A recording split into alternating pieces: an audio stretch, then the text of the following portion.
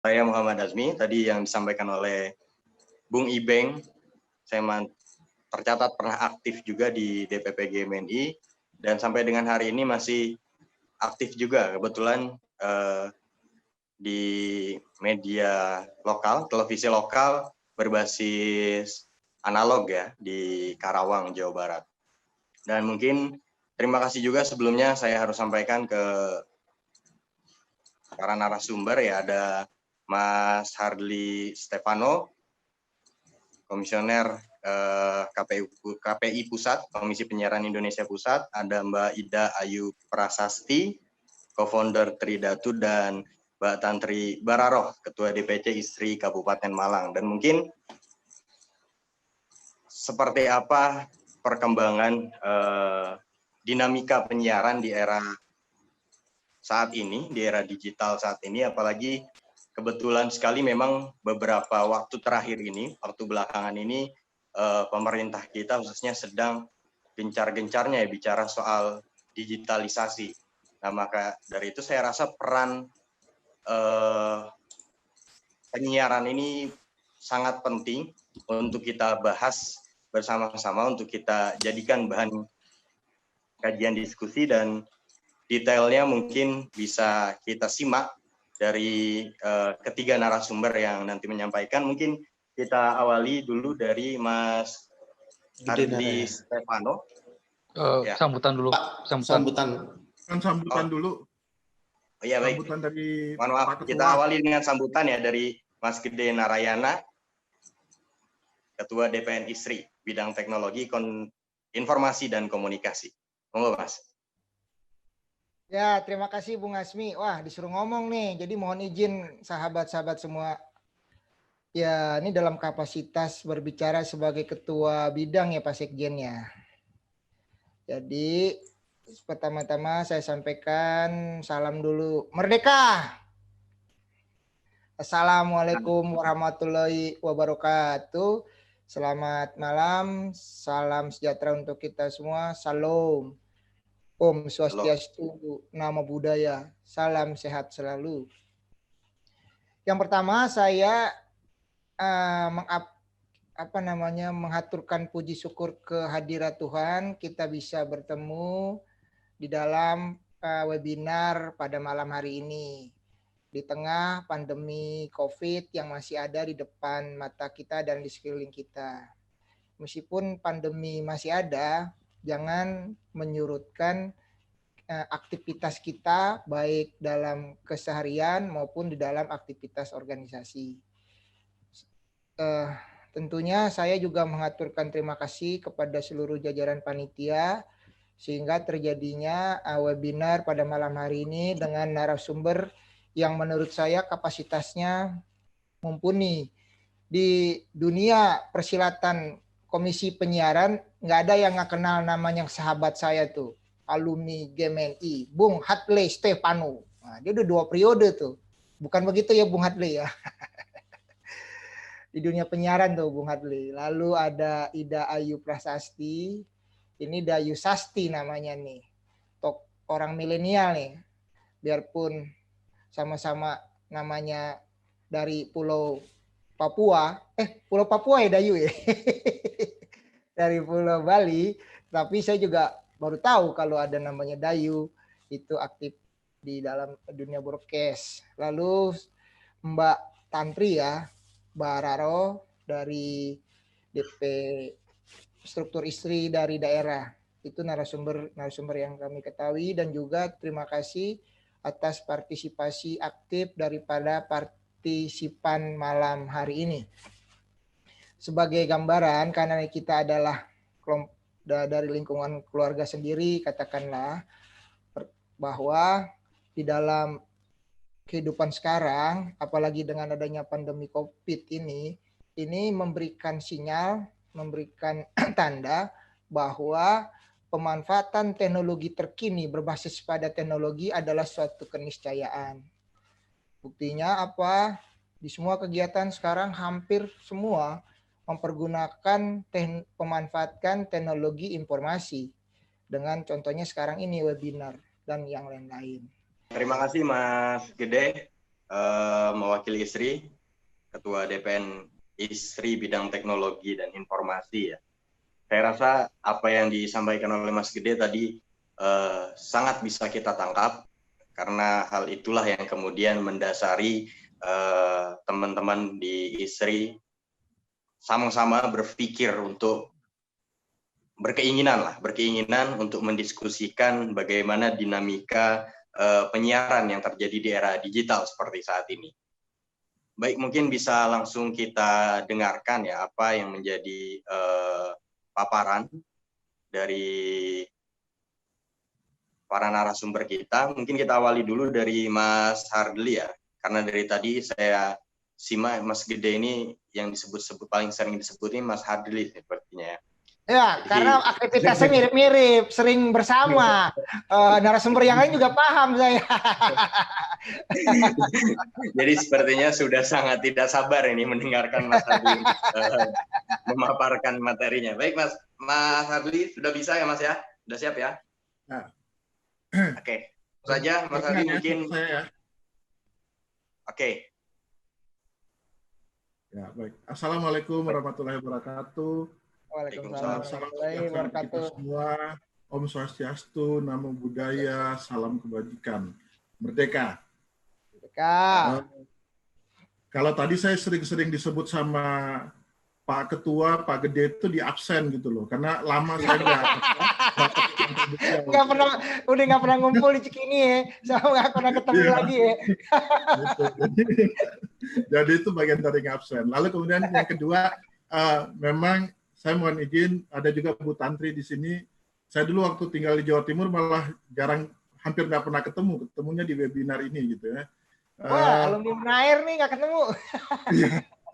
Lalu rekan-rekan sekalian, saya memang ingin sedikit share lah tentang dinamika penyiaran, khususnya tentang digitalisasi begitu. Tadi sudah disampaikan oleh Pak Gede, oleh Mas Gede maupun oleh moderator. Hari ini kita sudah ada di era digital gitu. Bahkan kemarin beberapa minggu lalu kita dengar Presiden sendiri menyampaikan harus ada percepatan digitalisasi bahasanya gitu kan.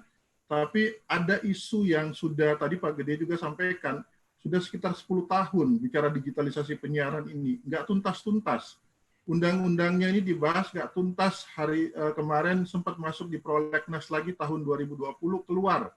Nah, banyak orang nggak ngerti apa digitalisasi penyiaran. Nah, saya ingin share itu sekaligus dampaknya ke depan terhadap digitalisasi secara umum. Nah, ini gambarnya bisa dilihat ya, saya share screen, kelihatan ya di share screen ya. Jadi kalau bicara digitalisasi itu, kira-kira ceritanya beginilah. Penyiaran kita yang hari ini kita tonton di televisi kita di rumah tuh, apakah itu RCTI, iNews, MNC, Indosiar, macam-macam tuh TV. Yang saya awasi bersiaran dari Sabang sampai Merauke hari ini ada 16 stasiun televisi. Mereka bersiaran dalam jaringan begitu. Nah, masing-masing stasiun televisi itu di frekuensi di atas yang tidak terlihat oleh kita ini frekuensi itu menggunakan frekuensi dengan lebar pita 8 MHz. Jadi besarannya 8 MHz. Dipakailah oleh mereka itu kan. Nah, kalau di total penggunaan frekuensinya ada 128 MHz. Nah, yang kadang-kadang kita nggak sadar nih, nanti saya akan sambung ke sana. Ketika kita menggunakan internet, tadi pun kita menggunakan Zoom seperti ini, lalu tiba-tiba lemot, putus dan sebagainya. Sebenarnya kita menggunakan medium yang sama, frekuensi juga. Internet itu gunakan frekuensi juga. Jadi bayangkan padatnya frekuensi yang dipakai. Padatnya frekuensi yang terpakai itu baik oleh penyiaran maupun oleh media-media baru. Ya, masih jelas ya? Oke, saya lanjut. Nah, inilah yang kemudian di media penyiaran ini sejak kurang lebih 10 tahun lalu sudah digagas yang namanya digitalisasi penyiaran. Digitalisasi penyiaran itu saya akan tunjukkan. Nah, ini gambar digitalisasi penyiaran. Jadi bagaimana frekuensi yang lebarnya 8 MHz tadi, yang ketika penyiaran analog hanya dipakai oleh satu stasiun televisi, itu bisa dipakai sama-sama oleh 6-12 stasiun televisi. Itu yang disebut digitalisasi penyiaran. Terima kasih banyak Mas Adli yang mengawali diskusi kita malam hari ini, dan saya rasa apa yang disampaikan tadi sudah sangat lengkap sekali, termasuk juga materinya. Nanti bisa di-share mungkin ya Mas ya? Boleh. Untuk materinya ke semua peserta. Dan nanti kita masuk ke sesi discuss-nya sama peserta yang lain mungkin di ending. Sebelumnya kita masuk dulu ke narasumber berikutnya. Saya diperintahkan sama host ini untuk dilanjut ke Bu Tantri Baroroh dulu ya, untuk narasumber kedua. Yang ketiga nanti mungkin maksud panitia ini, maksud teman-teman ISRI ini, narasumber Mbak Ida ini terakhir ya, biar lebih seger mungkin. Dan jadi kita masuk narasumber kedua dulu, Bu Tantri Baroroh. Beliau Ketua DPC ISRI Kabupaten Malang dan sekarang juga anggota DPRD ya, DPRD Malang ya. Mungkin nanti bisa sinkron juga nih, bagaimana kalau tadi Mas Adli bicara soal undang-undangnya, mungkin di Bu Tantri juga nanti bisa dibahas sedikit tentang bagaimana kondisi penyiaran khususnya di lokal ya, di daerah. Langsung saja mungkin Bu Tantri Baroroh dilanjut.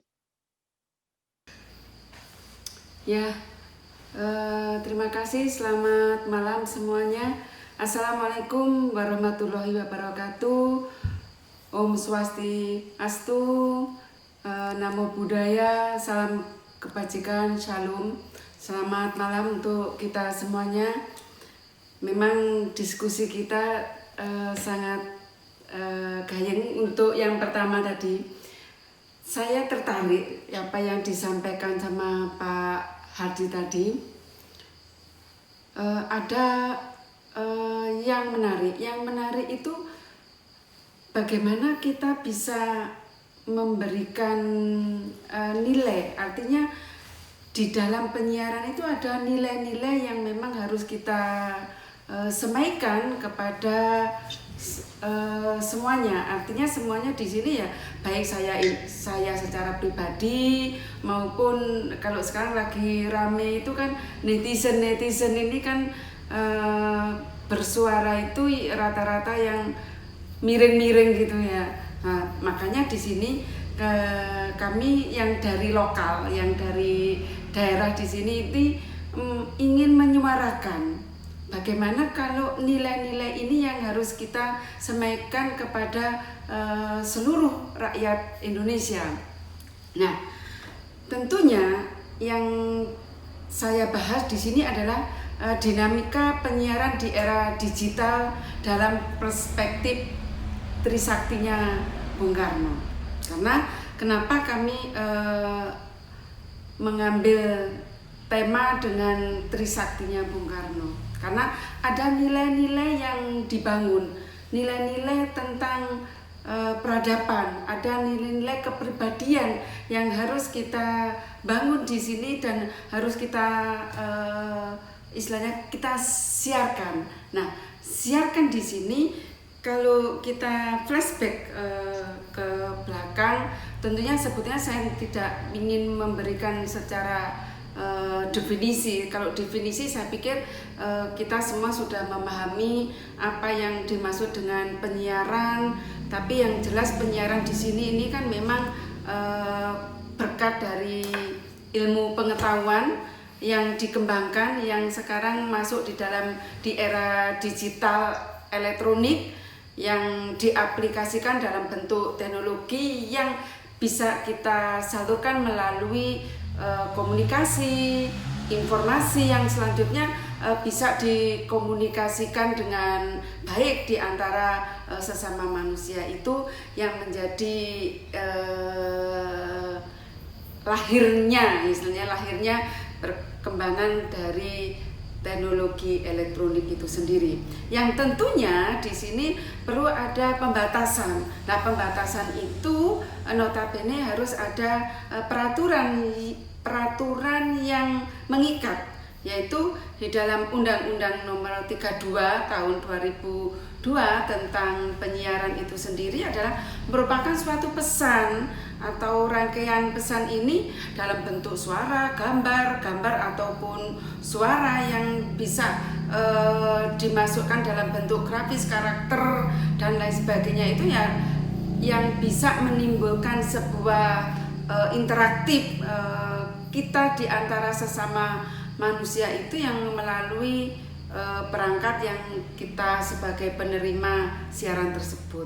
Nah, ini kalau menurut pendapatnya dari Ben itu penyiaran yaitu sebetulnya tidak lain tidak bukan adalah suatu usaha untuk bisa dikomunikasikan melalui informasi untuk memberikan suatu pesan. Nah, pesan atau informasi ini mestinya harus nyampe kepada si penerima atau si pendengarnya. Nah, namun tujuannya sebagai kita ya, tujuannya adalah baik secara perorangan dan komunikasi tersebut bisa diterima dengan sempurna, dengan baik oleh si penerima tersebut. Nah, sekarang dasar penyiaran ini harus karena yang saya bahas itu terkait dengan Trisaktinya Bung Karno, tentu penyiaran harus diselenggarakan berdasarkan Pancasila dan Undang-Undang Dasar Negara Republik Indonesia tahun 1945 dengan asas manfaat adil merata, ada kepastian hukum, keamanan, keberagaman dan kemitraan, ada etika. Nah, ini yang kadang-kadang kita itu etikanya ini cenderung menurun untuk saat ini kalau saya sebagai pengamat ya, karena saya ini orang desa, orang daerah, ya istilahnya orang desa lah. Yang harus kita junjung tinggi itu kan etika dan kemandirian, kebebasan, tentunya harus ada tanggung jawab. Nah, kemerdekaan menyampaikan pendapat di sini yang ada kaitannya dengan kebebasan, kita memperoleh sebuah informasi melalui penyiaran sebagai wujud hak asasi manusia dalam kehidupan bermasyarakat dan bernegara yang harus sesuai dengan Pancasila dan Undang-Undang Dasar Negara Republik Indonesia tahun 1945 yang tentunya tujuannya itu harus jelas dulu. Karena ketika kita melakukan sebuah penyiaran harus punya tujuan yang jelas. Nah, tujuannya adalah penyiaran di sini diselenggarakan itu adalah untuk memperkukuh integrasi nasional, terbinanya watak dan jati diri bangsa yang beriman dan bertakwa, dan berdasarkan di sini adalah tujuannya untuk mencerdaskan kehidupan berbangsa dan bernegara. Yang kedua yaitu untuk menjaga kemajemukan masyarakat Indonesia dan terlaksananya otonomi daerah, maka perlu dibentuk sistem penyiaran nasional yang menjamin terciptanya tatanan informasi nasional yang adil, merata, seimbang guna mewujudkan keadilan sosial bagi seluruh rakyat Indonesia. Nah, fungsinya penyiaran di sini adalah kegiatan di sini yang pertama sebagai media informasi ya, tadi banyak disampaikan oleh Bung Harli tadi, yaitu sebagai media informasi di sini kalau orang desa ya, kan laki-laki orang desa itu ya hanya yang sering dilihat adalah televisi. Kita nonton televisi, nontonnya itu kan juga kalau sekarang sih sudah lumayan ya perkembangannya kalau sekarang. Tapi yang ditonton yang sekarang itu kan rata-rata ya sinetron yang lagi in saat ini. Ada film-film ya, film-film pendek yang sekarang lagi ngetren itu kan Butejo kan gitu ya. Itu kan juga lagi viral untuk saat ini. Nah, yang kedua ada pendidikan. Nah, dengan adanya pendidikan yang sekarang kan sistem pendidikan itu kan daring ya. Kebetulan kan saya ini kan juga sebagai dosen ya, sebagai dosen di sini kan kalau mengajarkan sekarang sistemnya kan menggunakan daring sampai mulai dari perguruan tinggi, SMA, SMP, SD, semuanya itu sudah menggunakan daring. Pada saat itu memang kalau di desa itu mengalami sebuah crowded ya, mengalami kesulitan karena mereka harus ada perangkatnya ya, harus punya handphone, terus harus ada internet. Itu kan menjadi problem besar tersendiri bagi masyarakat yang ada di desa yang notabene tidak ada internet, susah internet, apalagi kaitannya dengan ekonominya itu kalau yang ada di desa apalagi masyarakatnya yang tergolong miskin itu kesulitan banget, menjadi problem tersendiri, problem besar kalau yang ada di desa. Itu terkait dengan pendidikan, apalagi kalau mereka hanya lewat daring itu, yang sekolah itu bukan muridnya, bukan siswanya, tapi yang sekolah itu adalah orang tuanya. Nah, ini adalah salah satu sistem pendidikan yang notabene sekarang sudah menggunakan era digital, gitu, sudah menggunakan teknologi. Terus yang ketiga, fungsi penyiaran di sini adalah hiburan yang sehat. Mestinya kalau sekarang hiburan yang sehat itu ya banyak hal yang harus kita lakukan, artinya bahwa harus sifatnya hiburan itu juga harus mendidik kepada masyarakat, tidak hanya tadi yang disampaikan ada disentil sedikit tentang ujaran-ujaran kebencian yang sekarang sudah menjadi seakan-akan itu semua etika sudah hilang. Makanya ini harus ada kita itu harus beretika untuk membangun sebuah peradaban. Kontrol dan perekat sosial. Nah, kontrolnya ini ya tentunya di samping masyarakat yang bisa mengontrol, juga ini adalah pemangku kebijakan yang bisa mengontrol. Karena kalau tidak pemangku kebijakan yang mengontrol itu tuh kesulitan, karena mereka yang membuat peraturan legislasinya kepada pemerintah dan DPR di sini yang harus berkewajiban untuk membuat peraturan yang jelas. Terus fungsi ekonomi kami tadi sudah sampaikan, dan yang terakhir yaitu tentang kebudayaan. Ini semua kalau ada peradaban untuk membangun sebuah peradaban itu harus kita ciptakan untuk kebaikan. Karena kalau itu dibiarkan, semacam ada pembiaran, itu akan membentuk sebuah peradaban yang buruk untuk anak cucu kita ke depan. Nah, makanya kalau di dalam Trisaktinya Bung Karno yang ketiga, kita harus berkebudayaan. Nah, sekarang fenomena penyiaran yang ada di Indonesia, salah satunya penyalahgunaan media penyiaran. Ada bertebaran berita hoax. Ini kan seringkali kita menerima berita-berita yang hoax. Nah, ini cara memfilternya ini ya, kalau saya secara pribadi, kalau kan mungkin kita sudah tua bisa mengkonfirmasi kembali.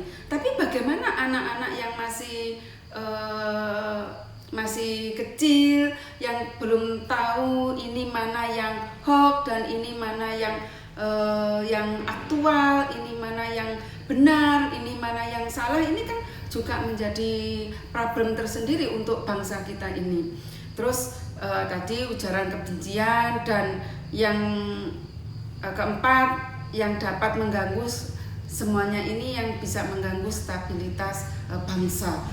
Stabilitas bangsa ini yang siapa lagi kalau bukan kita-kita ini yang harus membangun peradaban yang kebaikan untuk bangsa dan negara agar tercipta stabilitas bangsa. Dan tentunya tadi juga disampaikan sama Bung Harli tadi kan juga konten di sini, konten siaran yang terkadang tidak mendidik ini harus segera ada sensor. Kalau tidak ada sensor dan itu di kesannya itu ada pembiaran, ini lama-lama mana yang baik dan mana yang buruk itu nggak tahu. Kalau itu terus-terusan menjadi sebuah kebiasaan sehingga menjadi salah kaprah. Nah, kalau salah kaprah ini terus-terusan, ini juga akan membuat kita ini tidak punya jati diri. Terus orientasi siaran yang hanya pada jumlah penonton yang banyak, tetapi tidak mengindahkan nilai-nilai edukasi tadi. Nah, kita ini kan punya falsafah kita, itu ideologi kita itu adalah Pancasila. Pancasila ini yang sangat luar biasa.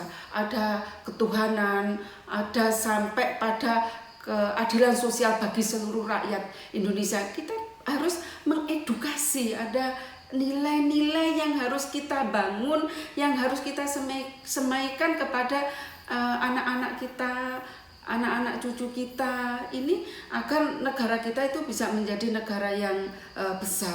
Dan konten siaran yang mestinya harus jauh dari istilahnya ini permasalahan fenomena yang saat ini siaran ini jauh dari prinsip-prinsip nilai Pancasila ini yang kita ini sebagai orang tua ini miris banget, apalagi untuk anak-anak muda saat ini. Tantangan dan peluang penyiaran digital dalam perspektif Trisakti untuk saat ini yaitu derasnya arus media informasi yang secara global menuntut media digital Indonesia ini untuk mampu menyaring dan menyiarkan konten-konten siaran yang sejalan dengan kepribadian bangsa dan memperkokoh kedaulatan politik negara.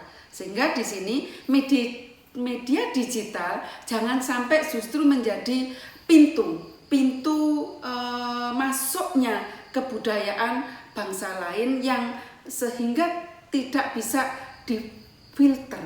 Makanya kita harus bisa memfilter budayaan barat atau kebudayaan manapun yang tidak sesuai dengan kepribadian bangsa Indonesia.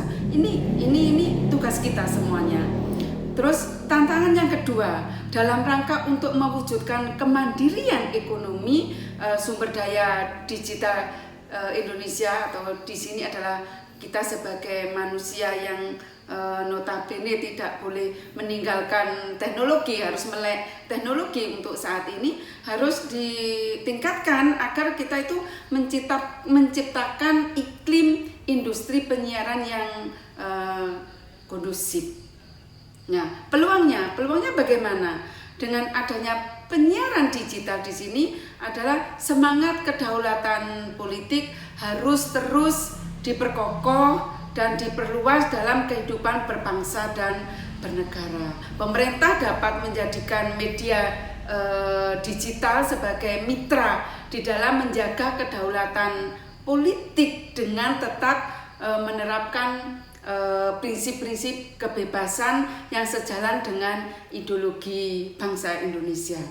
Yang kedua yaitu penyiaran digital yang masif dan edukatif akan mampu menjadi penyaring kebudayaan-kebudayaan dari negara lain yang tidak sejalan dengan adat kebiasaan bangsa Indonesia, budaya bangsa Indonesia, serta cita-cita pendiri negeri ini. Terus yang ketiga, peluang ketiga yaitu penyiaran yang telah memasuki era digital akan mendorong terciptanya iklim industri media digital yang tumbuh dengan pesat. Industri media digital sangat berpotensi menjadi sektor alternatif dalam upaya untuk mewujudkan kemandirian ekonomi bangsa. Sekarang langsung masuk di dalam trisaktinya Bung Karno sebagai fondasi ya penyiaran digital. Tentunya kita yang pertama harus berdaulat secara politik.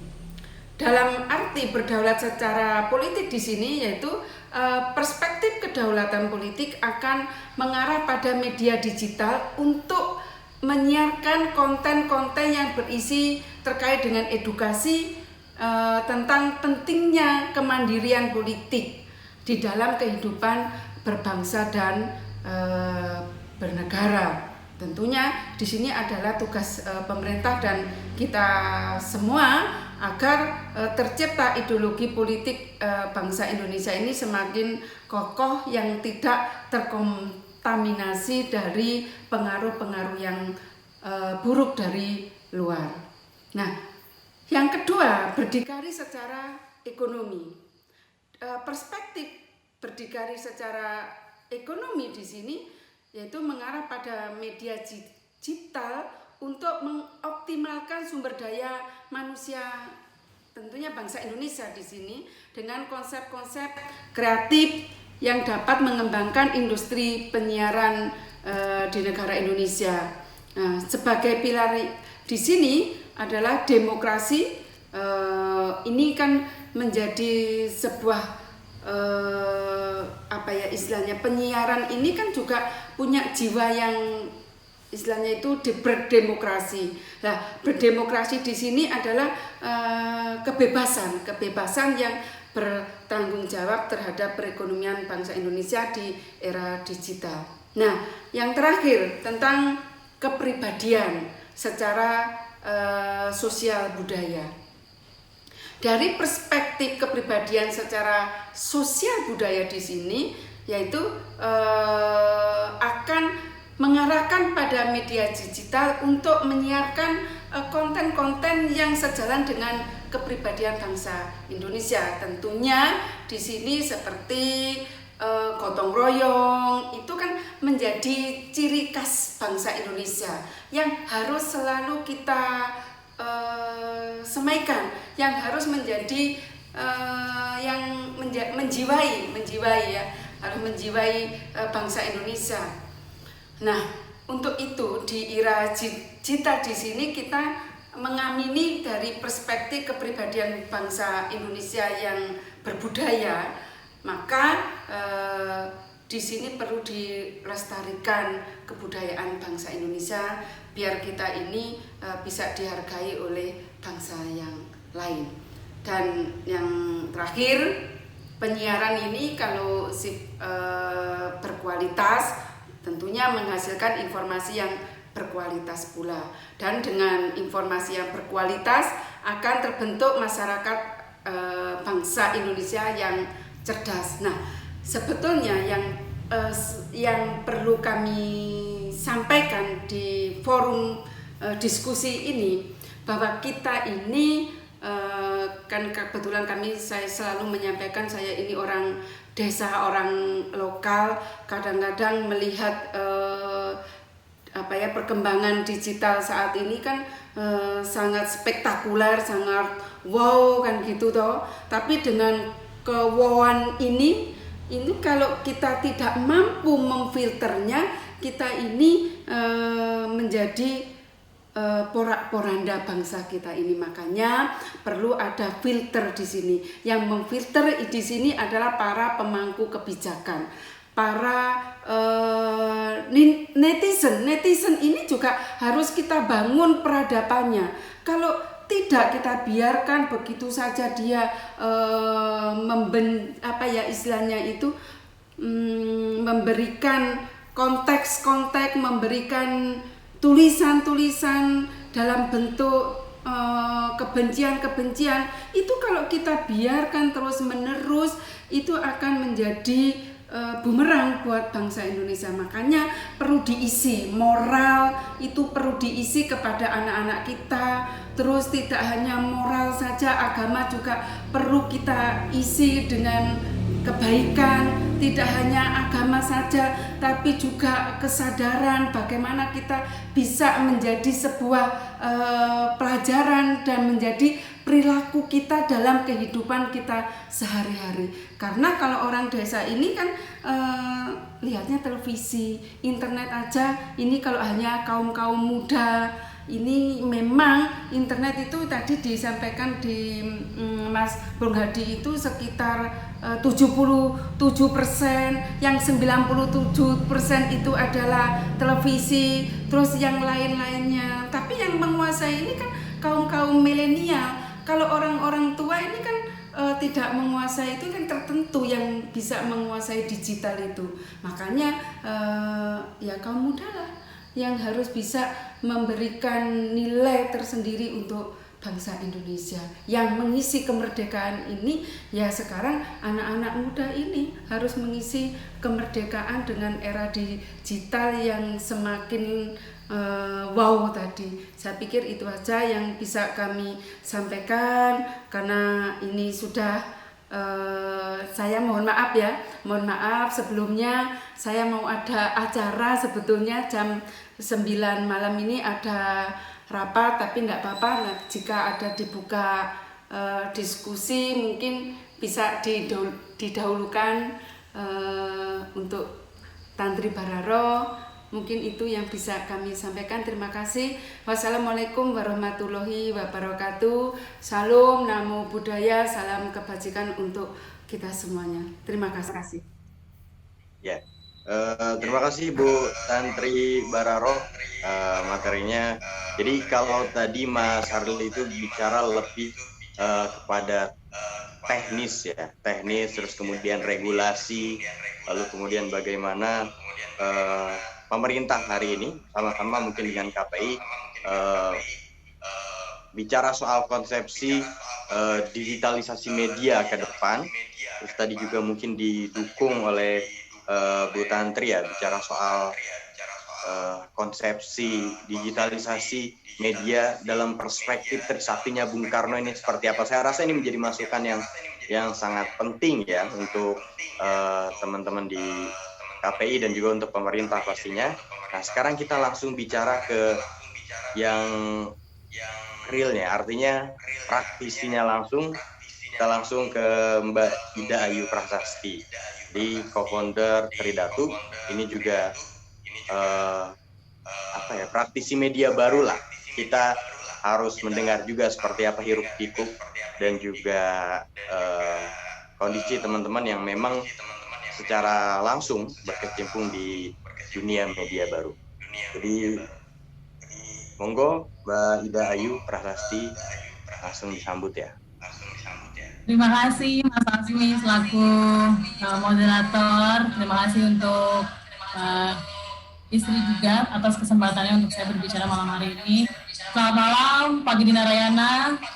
Selamat malam Pak Hadli, Stefano, salam kenal Pak Hadli, kita belum pernah ketemu, saya juga bahkan belum pernah, hanya membaca banyak sekali foto-foto Pak Hadli, biasanya di media berita online begitu ya. Selamat malam juga Bu Tantri Bararo, sudah ketemu tapi di Instagram sama Bu Tantri, di webinar pertama kali, ketemu langsung juga belum, padahal saya juga dulu di Jawa Timur lama sekali. Saya mau share screen, saya mau izin untuk share screen terkait dengan presentasi saya malam ini. Saya akan mulai presentasi saya. Sebenarnya saya pengen berbagi aja sih cerita, karena betul kata Asmi tadi, saya mungkin mewakili praktisi yang menjalani langsung dan juga sekaligus melihat-lihat kira-kira pemerintah ini untuk mendukung industri yang saya geluti setiap hari, yang menjadi sumber kehidupan saya, baik dalam sisi kreativitas, semangat hidup gitu ya, anak-anak konten kreator, itu bagaimana kemudian. Jadi dalam diskusi di presentasi saya kali ini sebenarnya saya lebih banyak bicara soal siaran over the top, soal bagaimana kemudian media-media seperti YouTube, Instagram kemudian bisa menjadi media baru sebenarnya untuk kami-kami yang sebagai konten kreator yang stuck tidak bisa memasukkan konten dalam televisi, kemudian punya medium baru gitu ya. Jadi sebelumnya saya mau memperkenalkan Tridatu dulu ke teman-teman di ISRI dan juga teman-teman yang ikut dalam partisipan dalam webinar kali ini. Tridatu itu sebenarnya lahir dari kegelisahan foundernya. Ada 2 founder di Tridatu. Satunya teman saya yang juga adalah seorang musik producer yang juga hadir dalam webinar kali ini, Mas Raka, dan beberapa teman-teman lainnya sebenarnya tidak masuk dalam founder, tapi kita sempat ngobrol-ngobrol di awal. Kok kita ngelihat, kita kerja di televisi, pernah kerja di televisi dan bahkan mengajar di salah satu kampus pertelevisian. Kemudian yang kita lihat realitanya sekarang adalah ternyata televisi itu tetap saja menjadi sumber dari banyak sekali informasi-informasi yang kemudian malah justru memperburuk kualitas generasi-generasi muda atau yang menonton televisi, saya bilang seperti itu. Makanya kenapa Tridatu itu kemudian hadir sebagai lembaga produksi kreatif yang kami buat begitu untuk menggabungkan, mengharmonisasikan antara kreativitas dan edukasi. Harapannya adalah ke depan nanti siapapun yang ikut dalam kapal besar Tridatu, saya masih kecil, tapi kami mengajak banyak mahasiswa, banyak praktisi senior yang berasal dari beberapa televisi untuk gabung dan juga untuk membantu kami dalam proses produksi untuk menciptakan ekosistem industri kreatif yang jauh lebih baik dan bertanggung jawab. Tadi sudah saya masuk ke data, sebenarnya ini data yang kemudian membuat kami cukup optimis di Tridatu dan teman-teman konten kreator lainnya bahwa masih besar sekali kesempatan kami untuk bisa masuk dan mendistribusi sebenarnya informasi yang arus utama kami bilang yang ada di televisi. Karena kalau kita lihat betul kata Pak Hadli tadi, dengan banyaknya pengguna internet, saya yakin jumlah per Januari ini jauh lebih tinggi pada saat pandemi sekarang. Apalagi sekarang sudah masuk bulan Agustus, saya rasa jauh lebih tinggi pengguna internet. Bahkan rata-rata penggunaan internet pun sekarang selama masa pandemi saya yakin jauh lebih banyak daripada hanya sekedar 7 jam 59 menit.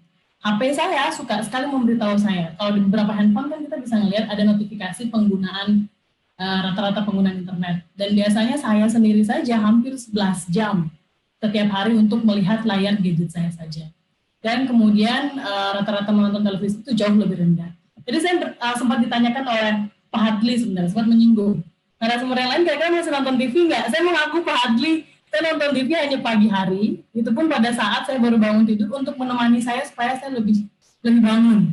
Jadi ketika saya mendengarkan TV, menghidupkan TV, saya tidak benar-benar memperhatikan, tapi kemudian itu hanya membantu saya untuk tidak sendirian pada saat saya baru bangun tidur. Dan saya yakin teman-teman milenial pun juga seperti itu, gitu. Banyak mendapatkan informasi justru tidak dari televisi, tapi justru dari media sosial mereka, dari beberapa platform-platform digital yang bahkan sampai sekarang masih kita sendiri belum punya aturan tetap untuk mengatur hal tersebut. Saya akan masuk ke COVID, sebenarnya ini adalah harapan juga bagi kami para konten kreator, kalau betul-betul negara ingin mewadahi kami untuk bisa kemudian ikut dalam, saya bilang adalah pesta penyiaran digital begitu ya, karena semua harus terlibat. Jangan sampai kemudian beberapa riset yang saya sempat baca tentang penyiaran digital, saya bersyukur malam ini saya mengucapkan terima kasih sebelumnya sama Pak Hadli, karena saya salah satu orang yang masih bingung sebenarnya penyiaran digital itu seperti apa. Dan akhirnya baca-baca dari sumber referensi ilmiah, banyak sekali yang juga saya masih bingung bedanya apa kemudian, apa manfaatnya kemudian kepada saya sebagai user, sebagai penonton. Tapi setelah Pak Hadi bilang tadi bahwa kita bisa ada digital dividend, kita bisa mempercepat akses internet, saya rasa itu sudah cukup fair untuk kemudian membuat kita semua bersemangat untuk menuju transisi ke penyiaran digital. Jadi kalau saya balik lagi ke materi presentasi saya melihat bahwa ada perkataan dari Bapak Menteri Kominfo sebulan lalu, saya persis melihat itu sebulan lalu, yang mengatakan bahwa kalau kita berhasil migrasi ke digital, maka kita sebenarnya sudah akan membawa 64 juta UMKM dan juga ultramikro untuk migrasi secara digital. Dan lanjut, Bu Tantri, boleh dibantu closing statement-nya, Bu? Terima kasih, selamat malam semuanya. Memang malam hari ini terima kasih banyak. Ini ilmu buat saya, menimba ilmu di semua narasumber, moderator terima kasih, narasumber juga semuanya terima kasih. Salam kenal untuk kita semuanya. Baik, yang sebetulnya yang perlu kami sampaikan di sini dengan kondisi yang saat ini, yang kebetulan kami orang desa yang selalu kami sampaikan, dan saya setuju dengan Bung kalau memang yang semakin ke depan televisi kan ya juga semakin sedikit yang menonton, dan anak-anak muda kemanapun pergi itu kan selalu membawa HP-nya dengan berbagai macam fasilitas yang ada, itu yang selalu dibawa ke mana-mana. Dan jika HP-nya ketinggalan, separuh nafasnya itu kan sudah merasa hilang separuh nafasnya. Dan tentunya dengan berbagai macam permasalahan yang ada, kami hanya bisa menyampaikan mari kita jaga bersama. Tentunya karena kami juga ada di dunia pendidikan, ya pengawasan orang tua itu harus ditingkatkan terhadap anak-anaknya sehingga bisa difilter untuk kemajuan teknologi yang ada di Indonesia. Tentunya harus ditingkatkan dengan pengawasan, dan pengawasan sekali lagi selalu pengawasan sebagai orang tua dan generasi old ini juga harus memberikan motivasi kepada anak-anak muda yang suka di digital. Itu kan juga perlu dimotivasi lagi sehingga mereka juga bisa berkembang dengan adanya nilai-nilai yang harus dibangun, yaitu nilai-nilai moral, nilai-nilai agama, dan nilai-nilai etika yang harus dibangun dengan kita punya landasan ideologi kita, yaitu ideologi Pancasila dan Trisaktinya Bung Karno tentang kedaulatan dalam bidang politik, ekonomi, berdikari dalam bidang ekonomi, dan kepribadian yang berkebudayaan. Itu yang kami sampaikan. Terima kasih. Wassalamualaikum warahmatullahi wabarakatuh. Salam, Om Swastiastu, Namo Buddhaya, salam kebajikan untuk kita semuanya. Terima kasih.